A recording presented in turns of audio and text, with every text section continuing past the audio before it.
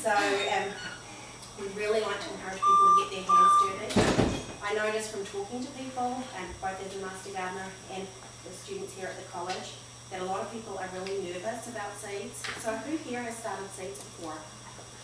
Oh good, so you don't even need me, I'll go back. So a lot of people are nervous about it. I think Pacific Northwest people are probably a little more likely than other people to have got their hands dirty. There's lots of great nurseries in the area, there's lots of projects that people get involved with. It's what I really want to focus on, and something as a Master Gardener we really focus on, is it's super, super easy. There's just some really basic things that you have to remember. What I did here was I brought some things in to show you, because you can kind of go, there's a whole spectrum of seed starting. You can literally start with some yogurt containers, or pretty much anything else you can put seeds in. Here, my daughter started seeds in half of an old coconut, and these are radish seeds, so obviously we're not going to leave them in here because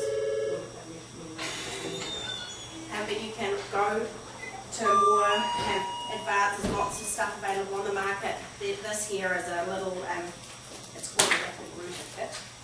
And these things are quite nice if you're wanting to get a little bit more technical. These kits are nice because they come with all the plugs in them, and you can get replacement plugs. We don't stock these here, but if you're interested in them, I can let you know where to get them.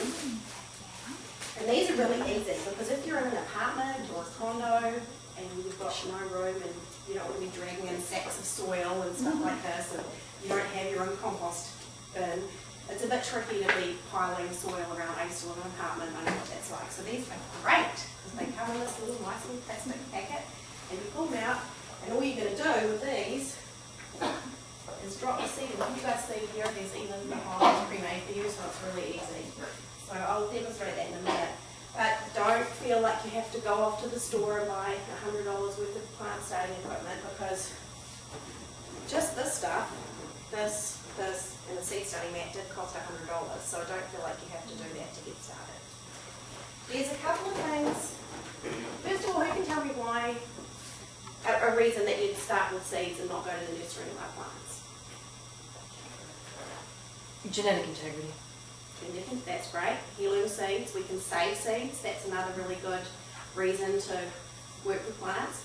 Well, I've heard that sometimes when you buy something at Trader Joe's that's already been seeded, it doesn't do well once it comes out of the hothouse because it was started in another climate. Exactly. And when it's started here in this climate, it tends to be favorable to exactly. More, I don't know exactly what all the components of nourishment from the soil and why. Yeah, it's just not used to the climate. Actually, Oregon has a huge nursery industry, so a lot of our starts is actually one of the biggest in the country, so a lot of the starts you find are produced here in Oregon, but you don't know that. Trader Joe's might buy their stuff from California. There's also an ecological issue because they stick them all in trucks and they drive them all around spewing fumes out everywhere and using up all this gas, and it's quite ridiculous when you think you can get all those plants out of seed this packet this size. So this is much easier to get to you from anywhere in the country. So there's a couple of other reasons. Saving seeds is something we're big on. We cover this in a couple of the classes. You're really limited. If you go to Home Depot or even a specialty nursery, and there's some great specialty nurseries here in the area, you're still limited by what they chose to grow.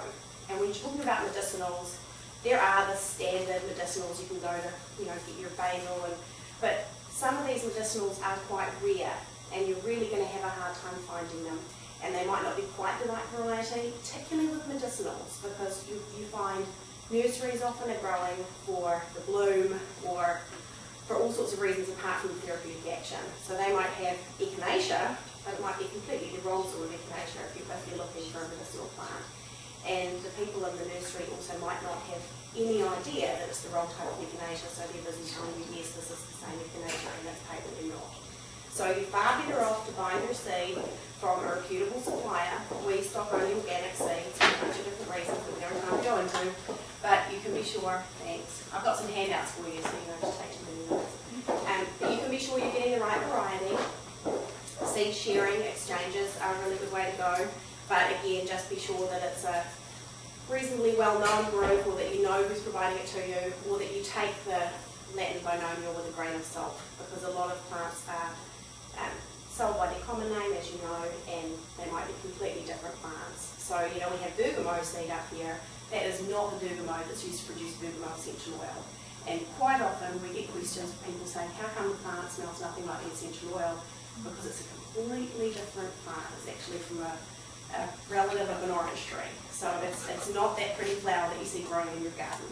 So don't go by the common names. But, so that's probably the main reason we encourage people to grow seeds, because you can make sure you're getting the right plant, you can make sure that you are growing it in a sustainable way, you're adapting it to your environment. We're going to talk a little bit about that.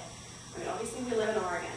We don't live in California. So a lot of people in California are putting their seeds straight in the garden 12 months of the year, and we are all very jealous. Because if you do that here, they'll just rot. Seeds hate cold soil, and they hate wet soil. So in Oregon, we're really in trouble for large amounts of the time. We do recommend that you use a soil thermometer if you're going to be sowing directly into your garden. And in this handout, I talk about sowing directly into the garden. But for a lot of people, it's not, you might not have the space. I'm not going to talk too much about it today. I think the most fun thing to do is to start seeds inside, because when it's, April, it's March, you're really sick of winter, it's cold, it's miserable, you really want to get outside in the fresh air. This is a way you can effectively do that without having to actually break the elements. So you can go ahead and start your seeds. Don't start them too early, because you don't want them getting really big and lanky and long before you can actually transplant them. And most of the seed packets, actually, can we pass around a couple of example packets?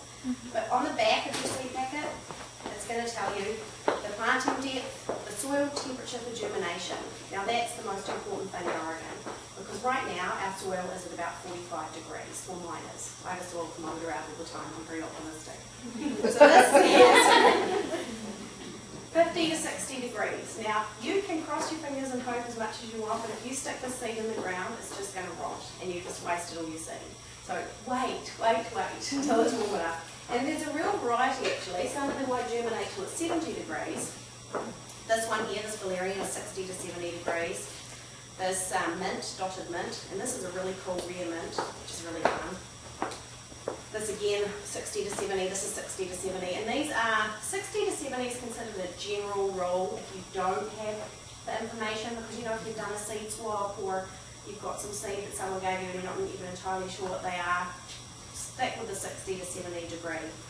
That's where this comes in. These are fantastic.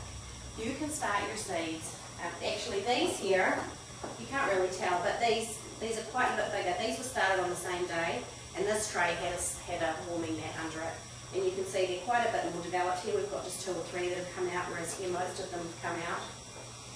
And these are radishes, so they're really quick to sprout. But still, it definitely gives you a head start. These mats raise the temperature about 10 to 20 degrees. So you can have, I've had this sitting on the table by the window in my house. So, for those of you who are not lucky enough to have a greenhouse like me, you can get them started. These haven't been in direct light.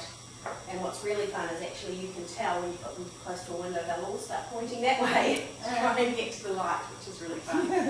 So these things are really good. They're about $25. We're actually ordering some here because I love them so much. So they're well worth it. One of the things to think about if you're starting on a seed mat is that you probably don't want to space out all of your seeds like you would if you were planting them in the garden. Quite a lot of people, you can reuse these types of containers too. The thing to remember with your containers is you want to wash them in just a little bit of bleach, or you can use a drop of thyme essential oil, but you want to make sure you kill anything that's in the container. Same using a yogurt container, run them through the dishwasher. We'll make sure you wash and dry them thoroughly, because if there's any type of fungus, you can end up with what's called damping off. And that's that really nasty thing where all your seedlings grow like crazy and you're all excited, and then you come home and they've all fallen over and they're all dead. You can't resurrect a dead seedling. I've tried. When you've got really rare seeds, there's nothing worse. You've got like 3 seeds you've had shipped from somewhere, some kind of person shared them with you. There's nothing worse than damping off. These mats actually help prevent it, so that's another reason it's good, because you don't get the extreme fluctuations in temperature. So they are good for preventing damping off. The other most important thing is using a sterile container and a sterile seed starting mix.